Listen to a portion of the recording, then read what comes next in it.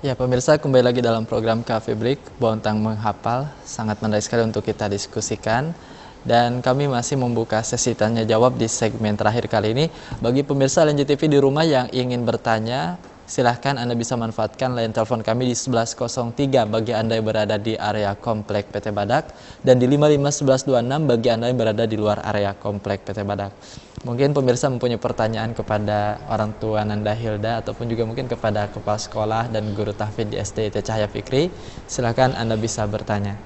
Dan juga bagi ibu-ibu yang ada di studio, silakan kalau masih ada pertanyaan, silakan untuk diajukan mumpung masih ada nih Nanda Hilda dan orang tuanya.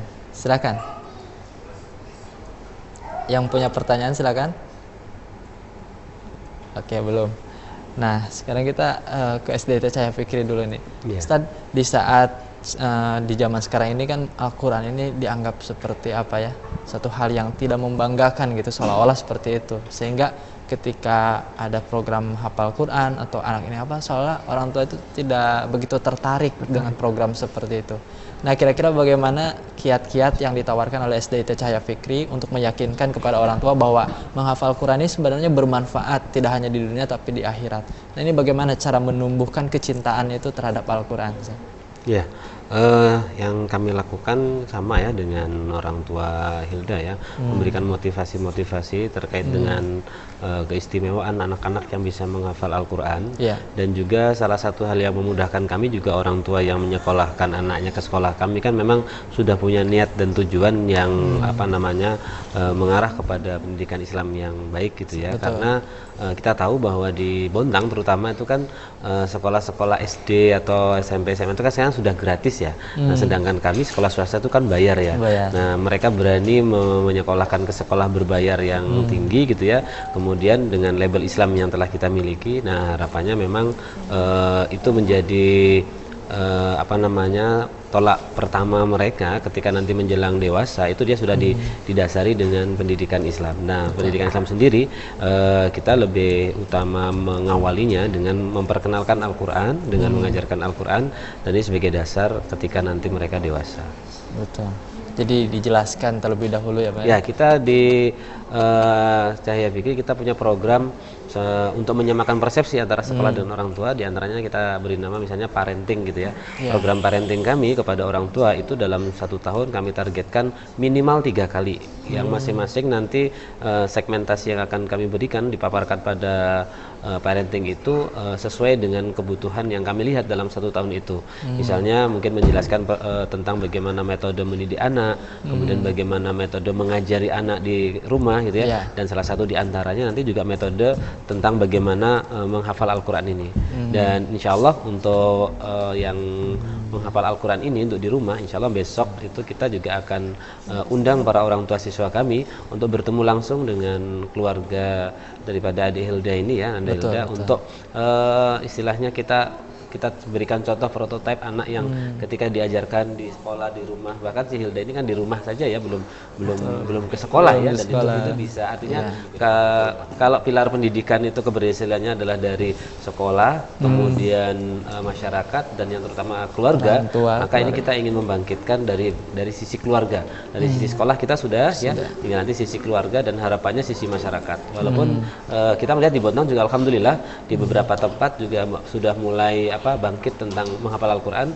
Bahkan saudara-saudara kita di BKP RMI itu juga menggagas sebuah tempat untuk menghafal Al-Quran yang itu pesertanya boleh siapa saja dari murid-murid yang ada di Bontang yang mungkin tidak sempat masuk di sekolah-sekolah Islam gitu. Boleh ya. Iya. Jadi program tahfidz ini sekarang sudah mulai ramai ya. Iya. Betul. Nah, ini kepada Ustadz Amin, Ustadz, saya ingin tanya, mungkin Ustadz juga bisa menjelaskan nih kepada orang tua atau kepada pemirsa tentang keutamaan orang yang menghafal Al-Quran itu sebenarnya seperti apa sih secara dalil gitu, dan manfaatnya baik di dunia maupun di akhirat, Ustadz.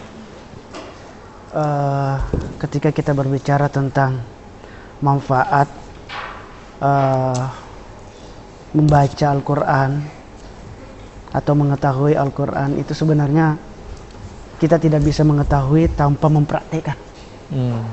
Dan kita tidak bisa mempraktekkan kalau kita tidak baca. Karenanya Nabi Sallallahu Alaihi Wasallam itu memberikan isyarat dari sebuah hadis. Beliau mengatakan Iqra'ul Quran, bacalah Al-Quran. Kenapa Rasulullah Sallallahu Alaihi Wasallam menganjurkan kita, bahkan dengan memakai fi'il amar, berarti itu adalah sebuah perintah. Artinya kita betul-betul dianjurkan dan diperintahkan oleh Rasulullah Sallallahu Alaihi Wasallam untuk membaca Al-Quran. Iqra'ul Quran, fa innahu ya'ti yaumal qiyamati syafi'an li ashabi. Kenapa? Karena sesungguhnya orang yang membaca Al-Quran itu, maka nanti di hari kemudian Al-Quran itu akan memberikan pertolongan, bantuan kepada orang yang membaca Al-Quran. Ini yang membaca Al-Quran, belum yang menghafal Al-Quran. Ya kan? Baru membaca ya? Baru membaca Al-Quran itu sudah dijamin oleh Rasulullah akan mendapatkan bantuan, syafaat dari Al-Quran. Subhanallah. Nah, itu di hari kemudian. Sedangkan secara realita, kita tidak perlu jauh mengambil contoh.